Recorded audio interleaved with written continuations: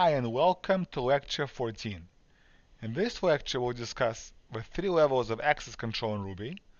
We'll talk about the whole idea of controlling access in the first place, as well as how private is private access in Ruby. So the idea of access control is as follows. When you're designing your class, it's important to think about how much of it you want to expose to the world. You want to write your class in a way that when something changes, some internal details change in your class, not everybody outside of your class has to all of a sudden change everything. You want to keep your representation, the internal representation, private.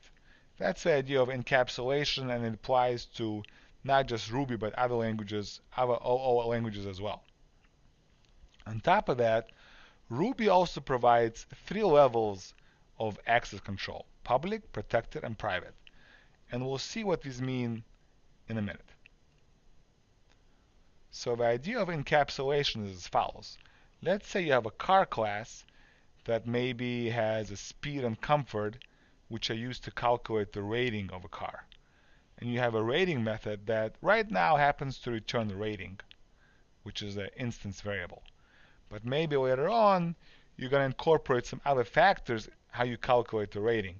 So that's fine, because the people who depend on the car class, they're still going to have this rating method, and to them, it doesn't mean anything. It's just a rating method, which is a method that they call. And even if internal representation changes in how you calculate the rating, that's okay. It's not going to affect the outside API. So there are two ways you could specify access control in Ruby. Number one, you could specify public, protected, or private keywords, and everything until the next access control keyword will be of that access control level. Now, this is in addition to what I mentioned before, that by default, all Ruby methods are public. So if you don't specify any of these, your methods are going to be public.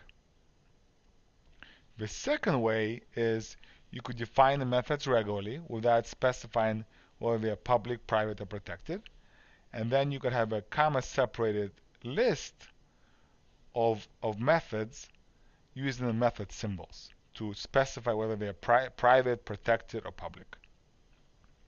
So let's see both of these. We have a class on the left that starts out as private. So this method test1 and any other method defined here will be private until protected. And this method over here and all the other methods will be protected. And then you have public, which basically says that any methods defined here are going to be public. And you obviously need public here because otherwise they will be protected. Whereas usually if you wouldn't have any of these private, protected, or public, or if you would have this method all the way up before private, you wouldn't need any keyword because the methods by default in Ruby are public. Because the idea is if you're creating a method, you probably want somebody from outside the class to call the method. The other way to do it is you define a method regular, and then you say, oh, by the way, test1 method that I defined earlier, I want it to be private, and you could do this using a comma-separated list of method names. Now, let's talk about what the public, protected, and private actually means. So public methods means there's no access control enforced. Anybody from outside the class or from inside the class can call this method. Protected means it can be invoked, but only by the objects of a defining class or its subclasses. Nobody from outside, unless you're a subclass, can call a protected method. And the third level is really interesting. Private methods cannot be invoked with an explicit receiver.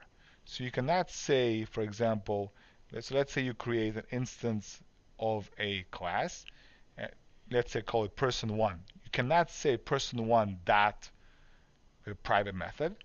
But not only that, even to say something like self dot private method inside the class itself you cannot do. And there is a minor exception which we'll see in a minute. So let's see an example of this.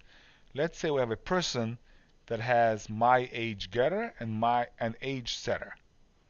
So to say something like self.myAge, even inside the constructor of a person class is illegal.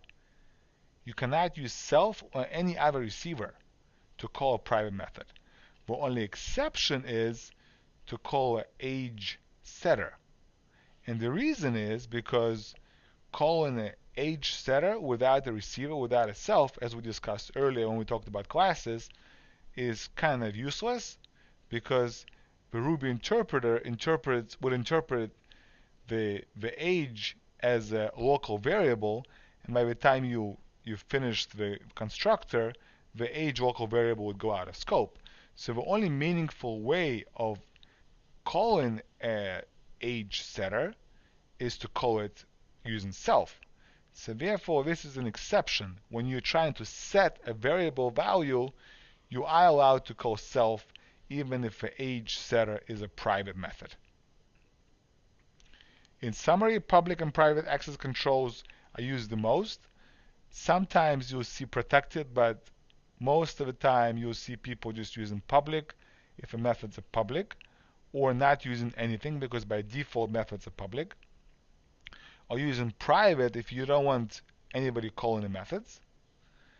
And private methods are very interesting in that they're not callable from outside or inside the class with an explicit receiver, and the exception to that is a setter method, a method that's trying to set a value.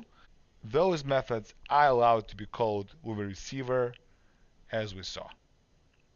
What's next? Next, we'll talk about introduction to unit testing.